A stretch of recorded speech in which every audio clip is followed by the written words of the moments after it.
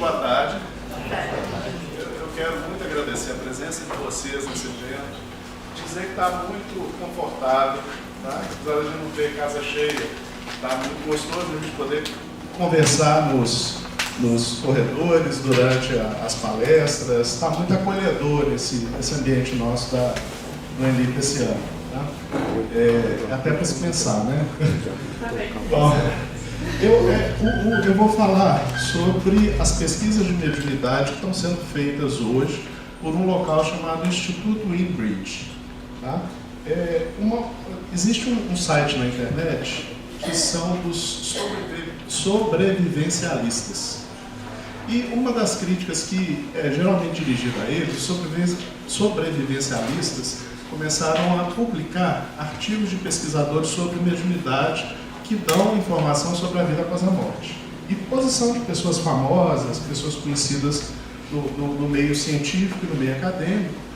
E uma das críticas que eles começaram a ouvir foi mais ou menos a seguinte: isso aí é chapéu velho, isso aí é chapéu velho, isso aí é chapéu velho. Ou seja, vocês só estão citando estudos muito antigos. Se o fenômeno mediúnico é um fenômeno natural ou é um fenômeno humano, tá? Ele é um fenômeno aberto aos estudos ainda nos dias de hoje.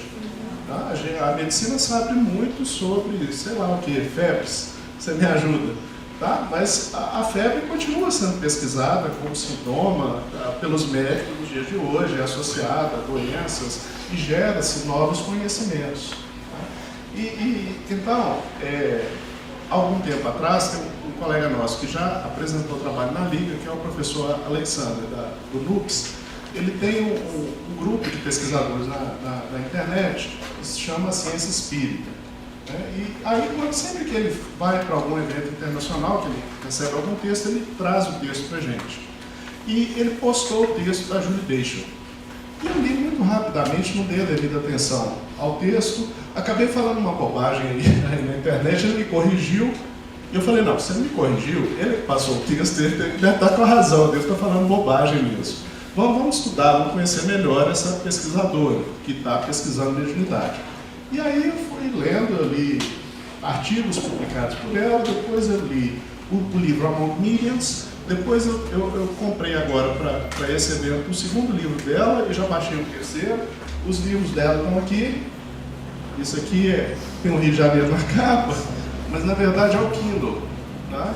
É um dos leitores eletrônicos que a gente tem e que tem muito tempo que eu venho pedindo ao movimento espírita para publicar os livros em forma eletrônica, porque os livros ficam mais baratos, ficam mais fáceis de serem adquiridos e podem ser comprados por mais pessoas. E a gente só vai conseguir isso que as pessoas adquiram esses leitores, e não precisa ser um leitor como esse, pode ser no seu notebook, se a gente tiver livros para poder comprar. Então, se a gente não publica, é porque ninguém lê. Tá? E aí ele não lê, a gente acaba... vira um círculo vicioso. Tá? Então, eu baixei os 3 livros, deve ter custado, sei lá, 5, 10 reais o valor do livro na internet. Tá? Bom, então, vamos lá. Então, vamos em busca de chapéus novos. A gente pode começar assim a conversa nossa agora da tarde. Por favor. Não, passa para mim, que senão eu vou ficar agarrando aqui. Eu me sinto poderoso pedindo para você eu vou passar. Obrigado. Tá bom. Então, aqui são os livros dela, tá? Among Mediums. Depois ela publicou esse From the Mouths of the Mediums. Among Mediums quer dizer entre médiuns. Tá? O segundo quer dizer da boca dos médiuns. É um estudo fenomenológico dos médiuns, que a gente já falou sobre a fenomenologia de manhã. O Russo deve ter revirado no túmulo, depois eu explico porquê, tá? E ela está usando fenomenologia também. E o terceiro chama-se Meaningful Messages, que ainda não comecei a ler. E ela juntou esses 3 livros nesse aqui, Investigando Médiuns. Tá? Vamos lá. Essa é a Julie Beischel, já motivou, né, a gente ler. Então, continua. Ela é doutora, eu achei genial isso. Ela é doutora em farmacologia e toxicologia na Universidade do Arizona. Então, ela não é uma pessoa da nossa área das humanas. Ela é uma pessoa da área de ciências médicas, de ciências biológicas. E tomou contato com os métodos de pesquisa dessas áreas. E se tornou expert nessas áreas. E aí é que a gente vê como que ela consegue usar métodos de pesquisa que geralmente o pessoal de humanas fica meio assim, meio reticente, como é que ela usa com maestria para pesquisar o fenômeno da mediunidade. Tá? Depois ela fez uma formação complementar em microbiologia e toxicologia, e aí no pós-doutorado dela, ela, Marcelo, não rouba minha cena, ela... Marcelo, eu não acredito que isso é mediunidade de efeito físico. Ah, então tá bom.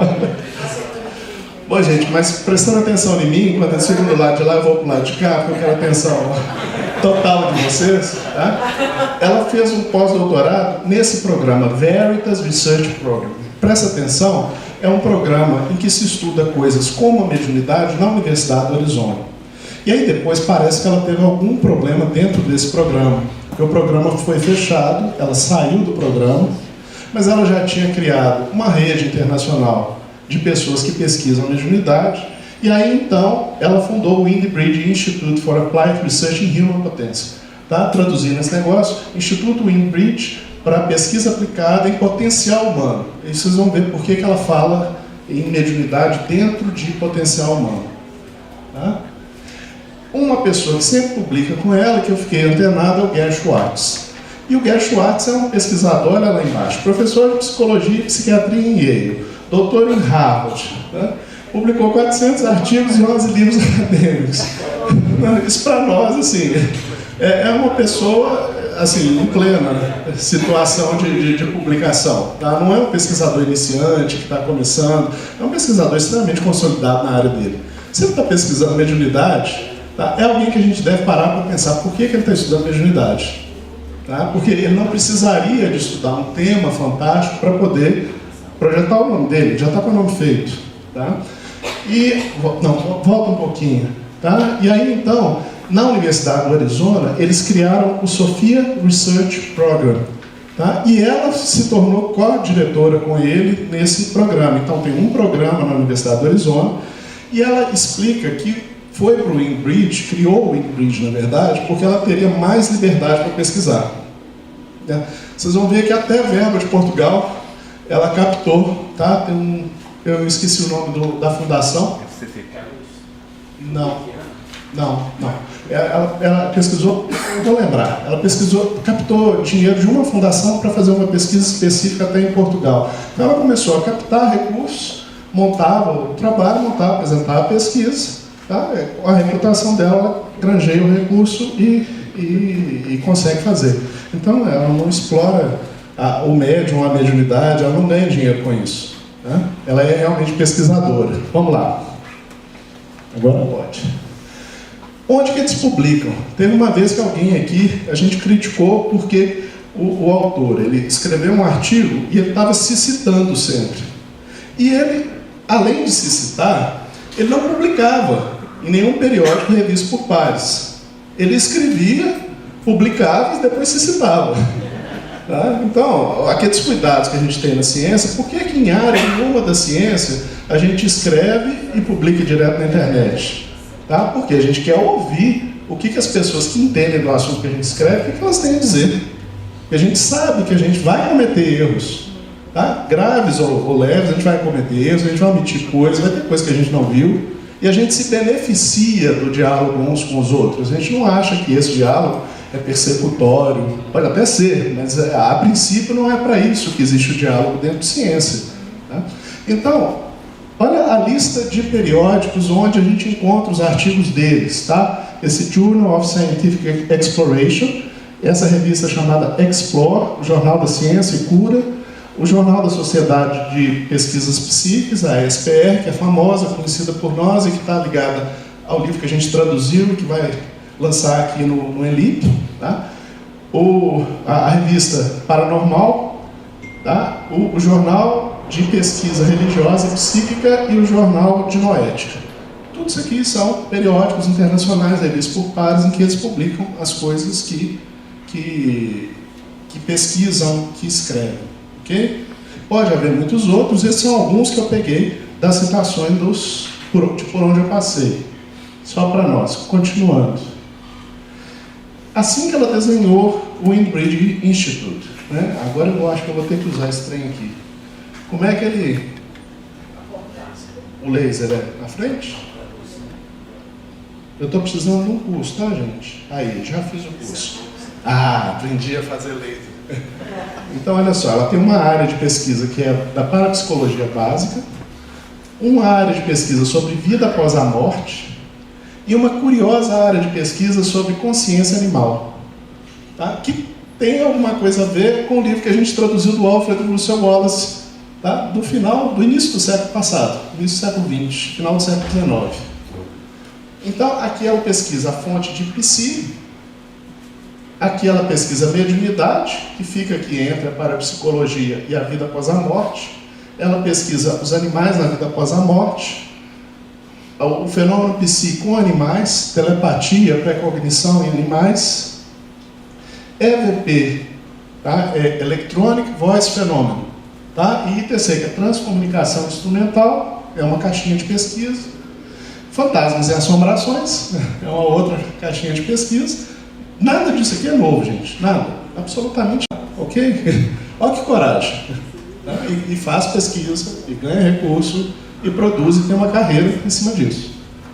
Bom, continuando. Então, como que ela faz a pesquisa da mediunidade? O que tem de novo no trabalho dela? Será que ela repete mais do mesmo? Tá? Vamos lá. Então, algumas coisas geniais que ela fez. A primeira coisa genial que ela fez é o seguinte. Vocês já viram um cético pesquisando a mediunidade? O cético, ele não acredita que existe fenômeno mediúnico. Então o médium mostra uma evidência da vida após a morte, ele fala assim, não, faz assim, faz assado, faz desse outro jeito, começa a criar um monte de exigências para que um dia ele acredite na vida após a morte. Não vai acontecer, né, gente? Se o ceticismo for uma religião, não adianta, você pode fazer o que você quiser na frente dele, que ele não vai acreditar, certo? Ela, como é pesquisadora, ela pesquisa de forma diferente. Ela vira e fala assim, escuta, existe uma coisa na nossa sociedade chamada médium. Como que eles trabalham? O que é o fenômeno mediúnico? Então, eu tenho que pesquisar do jeito que eles trabalham. Não posso ficar criando um ambiente totalmente diferente da forma que eles trabalham, tentando fazer controles, porque eu posso acabar atrapalhando o fenômeno. Imagina se a gente, para estudar raio, virasse e falasse, não, o raio agora tem que cair aqui na minha frente. Não, o raio agora tem que fazer isso, tem que fazer aquilo outro. Eu teria que desenvolver uma imensa tecnologia de controle dos raios, tá, para poder estudá-los. Percebe? Então, ela começa fazendo isso, ela tenta preservar o ambiente em que os médiuns trabalham. Tá? Então, os médiuns norte-americanos, eles fazem perguntas aos consulentes. Não sei se vocês já viram na televisão algum médium norte-americano fazendo, ele tem uma percepção, fala assim, percebi isso, é isso? Percebi isso, é aquilo? Tá? Aí aqui ela põe o controle. Porque os céticos falam assim, não, o médium adivinha as coisas por causa de um fenômeno chamado cold reading, leitura fria. Eu viro e falo assim, Adilson, eu estou percebendo sua avó. E aí, conforme a reação emocional que a Adilson me dá, eu vejo, eu percebo psicologicamente, com a consciência, nada mediunicamente, tá? Como que ele reage à forma com a qual eu falei da informação da avó dele. Tá? Então, ela vai controlar isso, mais à frente eu falo como que ela faz. E ela pesquisa o tipo de informação que os médiuns costumam fornecer aos seus consulentes. O consulente, ela chama sitter no inglês. Eu tive que traduzir para um negócio mais nosso. Tá? Ele geralmente chega, tá? e entra em contato com o médium e está procurando alguma coisa. Os médiuns norte-americanos, eles trabalham muito com pessoas que perderam alguém, algum afeto, e que estão à busca de alguma informação espiritual sobre esse afeto. Tá? Então, eles falam alguma coisa para o médium. Então, ela fala assim, eu não posso tirar isso totalmente. Então, ela deixou alguma coisa. Ela vai entregar para o médium o nome do desencarnado. Só. Ok? Bom, olha só. Aprendi. Aí, então, ela não pede para o médium também fornecer número de loteria, combinação de cofre, coisa que os parapsicólogos começaram a exigir dos médios. Não é isso que é o trabalho deles no dia a dia. Eu vou pesquisar o fenômeno mediúnico. Qual que é o trabalho deles no dia a dia? Perceber coisas sobre pessoas, familiares que desencarnaram, então eu vou pesquisar isso. Tá indo bem, gente? Tá ficando claro? Não tá chato, não? Tá. Outra coisa. Então, ela não permite a presença do consulente à frente do médium. Então, ela começou a desenvolver a metodologia dela para evitar as críticas dos materialistas. Ela começou a criar situações. Então, como é que ela pesquisa hoje? Tá? Você deseja informação de um parente sua desencarnado. Aí você inscreve no Instituto Windbridge. Entra numa lista de 1000 pessoas que estão querendo informação da irmã desencarnada. Você dá o nome da irmã e vai dar para um pesquisador dela alguns dados que ela vai perguntar, que eu vou mostrar mais à frente. Esse pesquisador vai passar por um segundo. Ele sabe algumas coisas sobre o que você já falou. Então ele vai passar para um que não sabe só o nome. Tá? E ele vai dar para o médium o nome. Como que você... Então ela falou assim, o médium geralmente trabalha com o consulente próximo, não é isso? Como que eu reproduzo isso? Ela avisa você, sexta-feira, às tantas horas, o médium vai estar obtendo, vai estar psicografando, você pense no seu parente, tá? Peça a ele para se comunicar, faz uma prece, você acredita na prece. Então ela manteve a estrutura central da questão da mediunidade, mas você não vai até o médium. E o médium não vai até você, então não tem cold breathing, concorda? Como que você... Então você está no seu ambiente, na sua casa, sem nenhuma informação, sem poder pesquisar na internet sobre o médium, sobre a pessoa, ou quem quer que seja. Por quê? Porque chegou só um nome para você na hora. Tá? Você tem algumas coisas que ela vai pedir, que você pergunte ao espírito, e se você perceber, você vai colocar, você vai responder, que só o outro pesquisador sabe, quem está te perguntando não sabe, ele só vai anotar as perguntas. Ok? E aí então você vai fazer por telefone. Você vai ficar orando, e você que é o médium, vai receber a comunicação e passar para o pesquisador por telefone. Então nem a reação do pesquisador que está com você, médium, vai ter. Ok? Bom, então, outra coisa, ela selecionou os médiuns. Tá? Não é qualquer um que serve para trabalhar como médium no Instituto Windbridge. Então, como que foi a seleção dos médiuns? Ela verificou primeiro se a pessoa que diz que é médium, se ela é capaz de perceber informações sobre espíritos desencarnados constatáveis. Porque se ela não é capaz disso, ela pode até ser médium, tá? Mas não serve para o tipo de pesquisa que ela está fazendo. Você sabe, não é isso? Então ela fez uma seleção. Aí então ela tem 20 médios certificados e não quer mais médium. Está ótimo de médium para ela. Tá? Eles foram procurados, treinados e certificados. Os 20 médicos. Alguns ela nunca viu na vida, mas o Instituto treinou e certificou. Como que é o treinamento do médium para eles? Então, o médium dá comunicação em situações controladas e tem que obter um score mínimo para ser certificado. Então, a mãe da dona Neide está desencarnada? Ai, que bom. Aí, a Aida quer ser médium, você obter uma série de informações sobre sua mãe, a Aida vai dar uma psicografia, uma comunicação oral da sua mãe, e eu bato as informações que eu tenho que você deu com as informações que a Aida obteve. Ela tem que acertar pelo menos uns 60% daquilo que foi colocado. Tá? Ela diz que nenhum médium acerta 100%.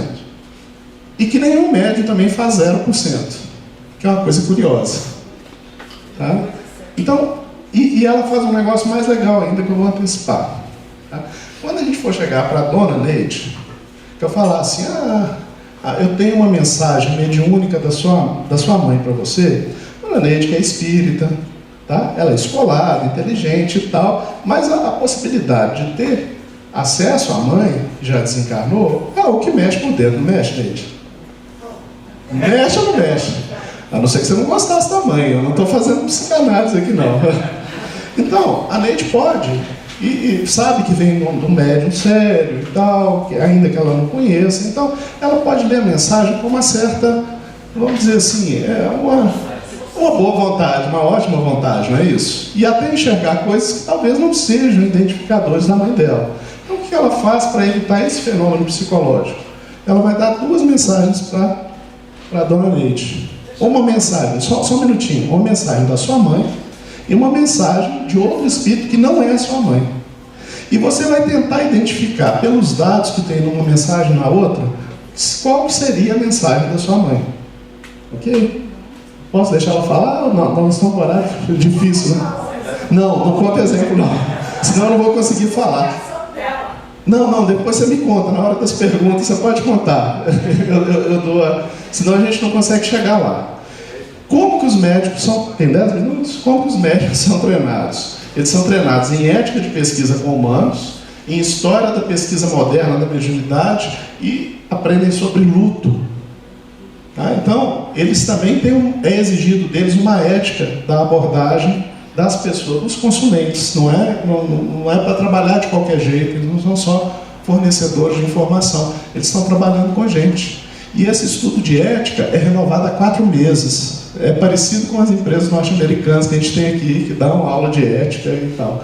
Ele se compromete a fazer 4 horas de estudo mensal sobre ética, sobre o que é confidencialidade, não realizar comunicações fora das que são solicitadas, boas práticas de cidadania. Uma coisa interessante, né? Os médicos ajudam no desenvolvimento dos protocolos do Instituto e dão demonstrações em eventos públicos a pedido do Instituto. Tá? O médium tem um compromisso de ser, todo mundo que participa na pesquisa tem um compromisso de ser gentil, honesto, confiável, respeitar as emoções dos outros, ser humilde e respeitoso, inclusive os pesquisadores. 25% dos médicos que foram testados não atingiram os scores mínimos e não participaram, então, das pesquisas delas. 90% dos médicos certificados são mulheres. Meninos, vocês estão na nossa frente. E ela acha que isso reflete a população americana de médiums. Há muito mais médiums, mulheres que homens. E a gente vai ver alguma coisa do fenômeno que fala disso. Não se paga ao médium e eles estão ao redor dos Estados Unidos, dão comunicação por telefone. Então, não é só o pesquisador que avalia a acurácia da informação, ele dá para a pessoa que conhece o parente avaliar a mensagem. Porque pode ter alguma coisa que ela não falou para o pesquisador e que está ali na mensagem e que a faz identificar, faz lembrar, ou ela consulta algum parente que lembra de alguma coisa que mostra a eficácia da mensagem. Só que ela faz com o jogo das 2 mensagens. Tá? Bom, mais cuidados. Então ela tenta evitar a fraude, tá? Cold reading, que eu já falei, e o consulente é incentivado a pensar enquanto o médico estiver trabalhando, já falei. Os pesquisadores que os médiuns não podem ter informações da vida dos desencarnados, por exemplo, doença antes da morte. Porque o médium costuma sentir, como o Fernando bem falou, costuma sentir alguma coisa. Eu estou sentindo uma dor aqui do lado direito, tá? da barriga. E isso pode estar ligado à doença que causou a desencarnação. E isso vai ser computado também nos estudos que ela está fazendo. Tá? Questões que ela obtém, que pede para o médium obter. Se ele percebe a aparência física do espírito, como que é a personalidade do espírito, alguns hobbies que a pessoa tivesse feito durante a vida, coisas que ela gostasse de fazer, causa da morte, e o que ela quer falar para o consulente. Então, de alguma forma, eles sempre perguntam essas coisas para os espíritos. Tá? Então, ela evita a tendência a acreditar, que é o que eu exemplifiquei. Tá? Já falei das 2 mensagens, então até agora ela evitou o quê? Fraude, leitura a frio, sinais que o pesquisador inconscientemente possa dar, afirmações gerais, aquela mensagem, meu filho, eu gosto muito de você e tal, tudo mais, que de vez em quando o médico se dá mal, né? Eu conheço um que foi procurar um médico famoso de Minas, e aí escreveu, meu filhinho querido e tal, na mensagem. Aí o consulente chegou para o psiquiatra, você me indicou esse médico. Meu pai me odiava, eu odiava meu pai. Como é que agora ele vem falar de meu filhinho querido? Bom, e a tendência é acreditar. Tudo isso que era crítica de céticos, ela cercou com a pesquisa dela. Então ela tem pesquisas de informação, que é essas que eu já tratei bastante aqui, que ela chama de operação, que envolve a fisiologia dos médiuns, a psicologia dos médiuns e a experiência que os médiuns relatam, que é a fenomenologia da mediunidade. E ela tem pesquisas de aplicação. Ela diz que não descansa. Ela tem 2 frases interessantes. Uma é a seguinte: se a indústria farmacêutica americana conseguir um remédio que retira as pessoas do luto, como as comunicações mediúnicas, a empresa que fizer isso fica rica. Tá? E ela falou, eu não descanso enquanto o seguro social norte-americano não pagar para as pessoas que passam pela situação de luto, os planos de saúde não pagarem para ela poder ir procurar um médico, para poder consultar. Né? Porque parece que ela passou por uma situação assim, foi assim que ela chegou até a mediunidade. Então ela quer que o fenômeno seja reconhecido socialmente. E ela pensa em aplicações, tá? Aplicações na área do direito, e ela tem muita coisa interessante. Ela e os outros têm muita coisa interessante sobre essa área de direito, luto, ajuda dos espíritos no progresso científico ou tecnológico, cuidados paliativos, que são para as pessoas que estão desencarnando, medicina e tem outras áreas. Eu não vou falar disso, não dá tempo. Tá bom. 5? Tá. Alguns resultados. Então ela tem uma pesquisa com 21 mensagens. Esse é o resultado de informação. Tá? O que ela obteve? Então, já falei que ela não achou mensagens 0 a 100% certas. Mensagem chamariz é a que não é do desencarnado. Tá? Então, o chamariz geralmente é reconhecido como sendo coisa do desencarnado apenas 30% da mensagem, e a mensagem do desencarnado, 65% das afirmações são reconhecidas como certa. Então, geralmente, a pessoa vira e fala assim: a mensagem do meu pai, da minha mãe, do meu primo, do meu ex-marido, da minha esposa, é essa aqui. E na grande maioria das vezes eles acertam. Há uma diferença entre um e outro. Tá? A diferença entre os itens, ela usou o D de Cohen, não sei porquê, do pouco que eu conheço de estatística, ela não deveria ter usado, porque é uma medida de médio, e ela tem sim ou não, correto ou errado. A distribuição é binomial, a distribuição não é normal, ela deveria ter usado outra coisa, mas ela usou, os psicólogos lá usam, então é 0,7, com a probabilidade de acaso de 0,01, 1%, tá? É 0,7 para os itens, e quando você pega, avalia a mensagem como um todo e compara com a outra, a diferença é de 0,9. O Cohen vai acima de 1, ok, gente? Para quem conhece estatística, tá? Mas aí a probabilidade é de 1 em 1000 ele não está conseguindo distinguir uma mensagem da outra, mesmo usando um instrumento não muito correto. Na operação, ela estudou, eu achei genial, gente, ler isso foi genial. Ela estudou fenomenologia, ou seja, é aquelas coisas que a gente passa batido, porque a gente já estuda a mediunidade, já tem uma ética de comportamento, uma forma de proceder. Então a gente passa por cima, e ela não, ela chegou como quem é aluno novo na história. Então ela quer saber detalhes. O que você, como médium, sente durante a comunicação? E os resultados são espetaculares. Tá no segundo livro, ela tem inclusive as frases retiradas. Mas olha só, ela fala que o médium, por exemplo, é diferente do paranormal, porque o paranormal vem a ideia na cabeça dele e pronto, morreu. Um telepata, por exemplo. O médium não. Ele está conversando com alguém, o espírito corrige ele. É a relação do Fernando bem com a Fátima que vocês viram. Tá? Então ele é corrigido pelos espíritos durante a comunicação. Isso a gente sabe, durante a comunicação aparece um monte de emoções, de luto, de perda, de raiva, de remorso, de arrependimento. Todas essas coisas o médium sente, os paranormais geralmente não. Tá? Outra coisa, a alteração no sentido do tempo, o médium não vê o tempo passar numa comunicação às vezes. Alterações na imagem corporal, é muito comum nas nossas reuniões. Insensibilidade nos braços, ou sentir o corpo grande, a alteração da própria percepção, e ela vai descrever essas alterações, que é a contribuição que eu acho que ela dá para nós. Baixos níveis de autoconsciência durante o transe, de controle da vontade e da memória. Ela tem médiuns que Kardec chamaria de inconscientes, que esquecem o conteúdo depois da comunicação, ou que esquecem grande parte do conteúdo depois da comunicação. Os médiuns, eles usam uma espécie de sinais de contato, eles sabem que estão entrando em contato com os espíritos por causa de algumas coisas que acontecem com eles. Então eles relatam, por exemplo, sons de campainha, ou som de choro alto, ou flashes de luz. Olha só, sensações auditivas, sensações visuais, de vibração ou de calor. E isso acontece nas nossas reuniões, só que a gente nunca presta atenção nisso, e ela pesquisou. Comunicadores que causam medo. Isso acontece nas nossas reuniões, com certeza, embora a gente se sinta seguro, protegido, amparado, tá? Mas tem umas comunicações que dão medo mesmo.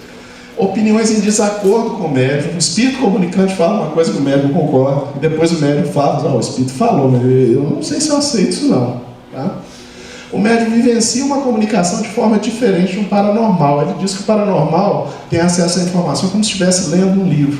E o médium percebe como se estivesse assistindo a uma peça de teatro de forma interativa ou não. E é exatamente isso que eu vejo nas nossas reuniões. Tá? Não há muita diferença entre os médiuns americanos e os de Minas Gerais, nesse sentido. Tá? E 83% dos médiuns, você dá um nome para o médium, aí ela misturou nomes de pessoas encarnadas com desencarnadas, 50%. Tá? Gilmar, qual que é a probabilidade, se eu te der um nome, de você acertar se esse nome é de uma pessoa encarnada ou desencarnada? Não sei. 50%, concorda? Os médios dela acertam 83% das vezes. Está muito acima da média. Okay?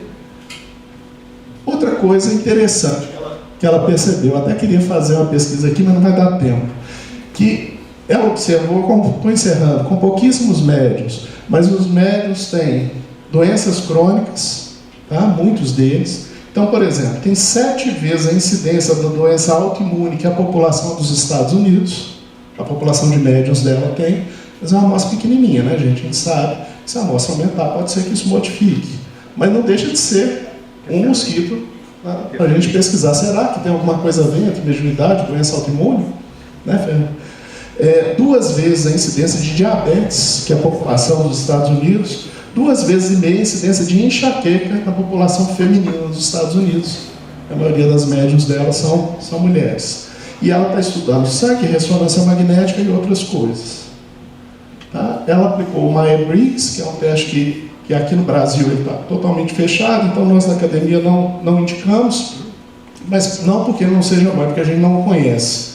São empresas que aplicam Myers-Briggs aqui. E esse teste traça perfis de personalidade segundo a teoria junguiana. E o que ela constatou? Ela constatou que os médiuns, eles têm os traços de intuição e sentimento ao mesmo tempo. 83% dos médiuns dele tem esse perfil NF. E que só 16% da população dos Estados Unidos é que tem esse perfil NF. Que em profissões, quem é mais assim é o clero, professores de arte, drama e música. Tá? A gente que mexe, que trabalha com o sentimento das pessoas. É bem curioso isso. E que a profissão com o menor número de NF são policiais e detetives. Aí ela fala, se deve ser por isso é que os policiais norte-americanos não engolem os médicos. Eles têm traços de personalidade muito diferentes uns dos outros. Tá? Eu encerrei.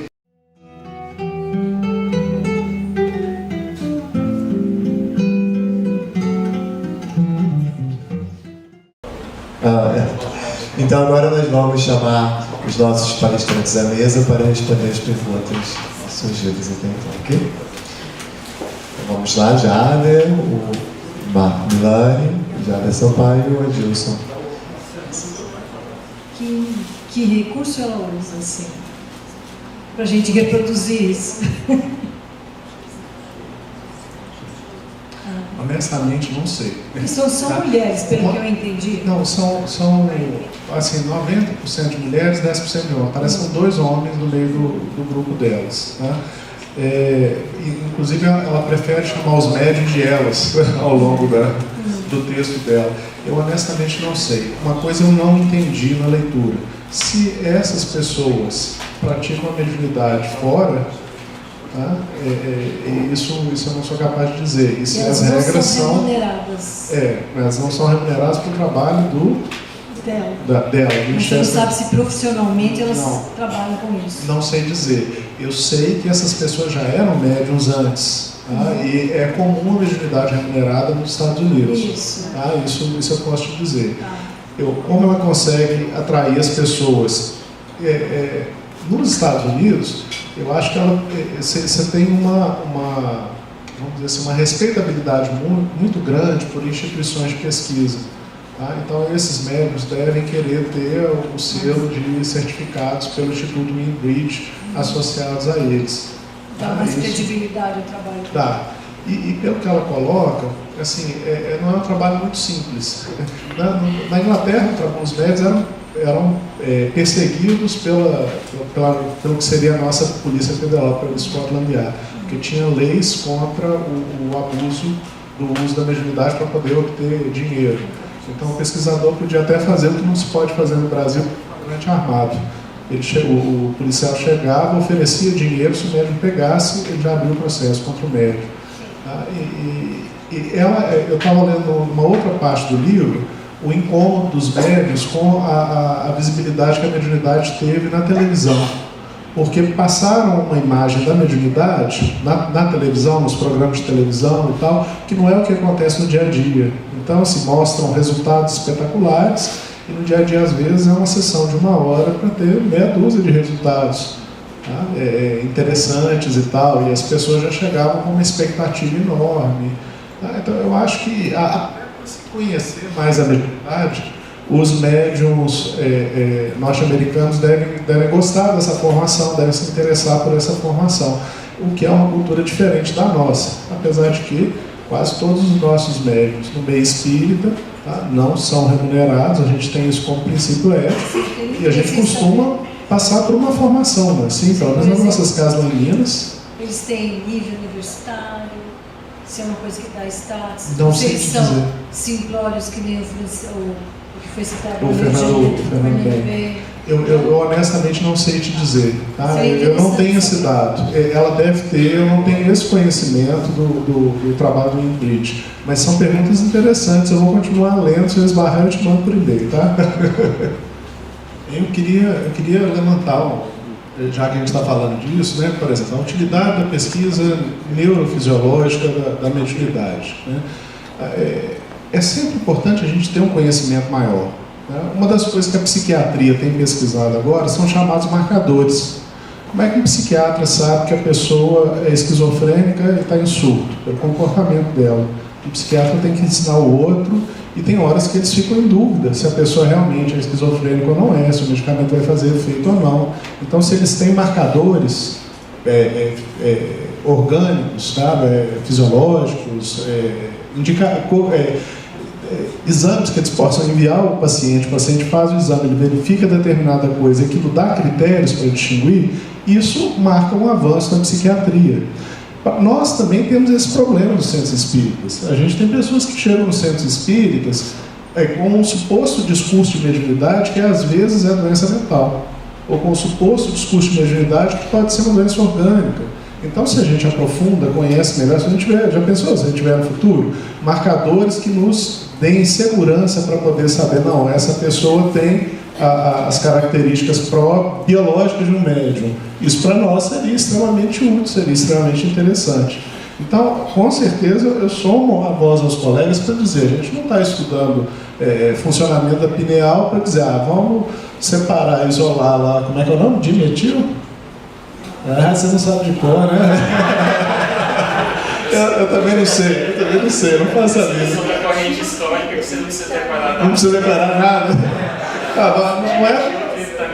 Não é para a gente pegar dimetiltriptamina e induzir o transmediúnico. Não é nada disso mesmo, porque a gente tem um pequeno conhecimento da ação desse e de outros, talvez, neurotransmissores no cérebro, de seus efeitos. Tá? E isso não nos interessa. Mas conhecer o que acontece com a gente, o que acontece com o nosso mundo de emoções, tá? Que tipo de coisa acontece na mediunidade que é diferente do que nos perturba no dia a dia, da nossa neurose no dia a dia. O que eu vou levar para o meu psicólogo, o que eu não preciso levar para o meu psicólogo. Então, essas coisas todas, esse diálogo, esse interdiscurso entre o espiritismo e psicologia, espiritismo e medicina, espiritismo e ciências sociais, é esse tipo de coisa que a gente está tentando fazer com a LI, e que os estudiosos passado, a gente fala assim, Leon Denis, Gabriel Delane, faziam na sua época.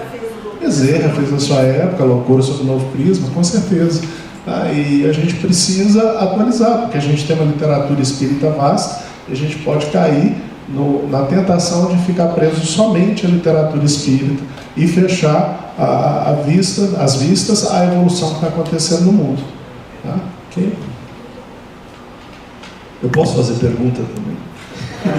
É pro Jader. Não, tem lá também. Não, mas é só porque senão a gente perde o assunto. Isso que o Jader comentou, de fazer as evidências servirem de referência para a gente pesquisar e não ficar preso no sentido inverso, normativamente, né? Não pode ser porque estava escrito que não pode ser. Mas no caso, a gente tem algumas questões que você falou da Julie, que ela faz pesquisas, inclusive, com animais do mundo espiritual. É isso? Qual que era aquela parte animal que eu não entendi? Consciência animal, mas não tem nada a ver com animal afterlife. Então tá. Então só para deixar claro aqui, porque eu tive essa impressão, e a gente tem uma discussão que a gente tem que fazer. Assim, eu não li essa parte da pesquisa da Julie, tá? Mas eu tenho quase certeza, assim, eu sei que ela vem da parapsicologia e sei de onde a parapsicologia vem. Então, já que você me deu o gancho, no livro do Wallace, uma das coisas que o Wallace faz para poder discutir a questão da telepatia e do mundo espiritual é pegar, por exemplo, a reação de cães e de cavalos a determinados fantasmas. Porque ele vira e fala assim, você está falando que a pessoa pensa que viu o fantasma, isso é uma alucinação. Mas assim, como é que o animal reage? Se não existe nada ali, é uma fantasia da cabeça da pessoa, por que o animal reage? E ele cita inúmeros casos de cavalos, de cães, de um cão que tinha um comportamento assim, diante do estranho, ele virava um monstro, e aí, quando começa a ter os barulhos do espírito, e o espírito começa a ser percebido, o bicho morre de medo, corre para dentro, esconde debaixo da cama. Tá? Então, a questão de consciência animal é essa. E na psicologia a gente tem isso também. Tá? É pesquisar o comportamento humano, mas também pesquisar o comportamento animal. Tem a tradição do behaviorismo, que acha que o animal sendo um ser mais simples, talvez a gente encontre pistas para o entendimento do comportamento humano estudando o comportamento animal. Tá? Então, o que eu penso que ela está fazendo é isso, nada longe, muito distante da questão do empirismo, que seria super difícil se ela se metesse a estudar animais no plano espiritual. O que eu vi que ela descreve na fala dos médiuns são alguns médiuns que relatam espíritos que estão acompanhados de animais. Tá? Isso ela fala. E o animal parece vir mais como um elemento de identificação do espírito para a família, tá? Do que algo assim. O animal vive no plano espiritual, eu não discuto esse tipo de coisa até onde eu li. Eu posso estar enganado, porque eu não li tudo. Okay? Foi uma pergunta provocativa mesmo, porque na apresentação, e como apareceu no slide, é só para a gente esclarecer, para não deixar dúvida, porque seria contradizer, inclusive, as informações dos próprios espíritos, né, que o animal não tem erraticidade. De qualquer forma, eu acho que vale esse esclarecimento. Ô, Euripides, você fez uma pergunta que eu estava lendo hoje de manhã na obra da Julie Basham. Tá? Tem uma coisa muito interessante nos médiuns norte-americanos, que eles recebem as pessoas como consulentes. Então, eles estavam falando sobre a sua mediunidade na pesquisa da Julie.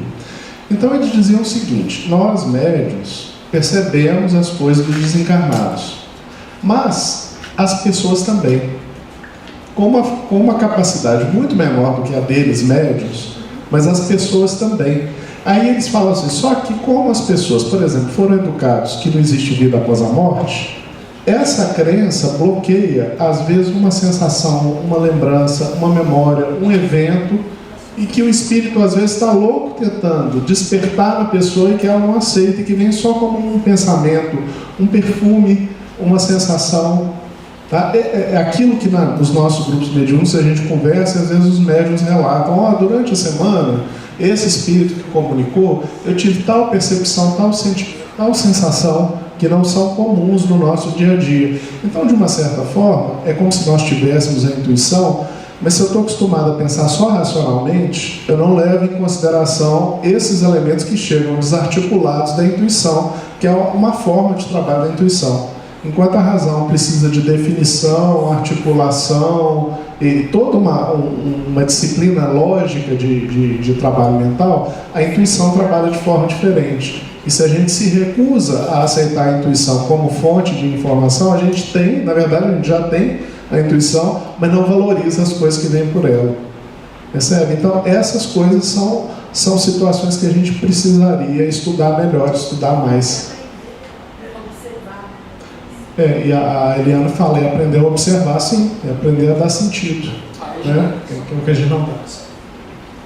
Rapidamente, eu lembrei que num dos slides de Servino ele coloca isso, ele fala que uma vez que as áreas subcorticais são requisitadas, depois o caminho seguinte das áreas corticais, que vai para a área motora, ou da visão, ou da audição, ou se vai só para a área da consciência e a intuição. Então, quer dizer, a intuição é um fenômeno diferente dos demais porque ele não requer as áreas aí motoras e dos sentidos, pelo menos na visão do ser vindo dentro do cérebro. É um caminho diferente dentro do cérebro. Eu acho, Eurípides, que a gente tem que pensar no autoconhecimento. Eu conheço uma médium que está presente aqui no auditório, que ela dizia que jamais seria médium. Que ela veio para trabalhar no movimento espírita com evangelização infantil, com essas coisas, e a dirigente da minha reunião falou assim: minha filha, vem para a reunião mediúnica.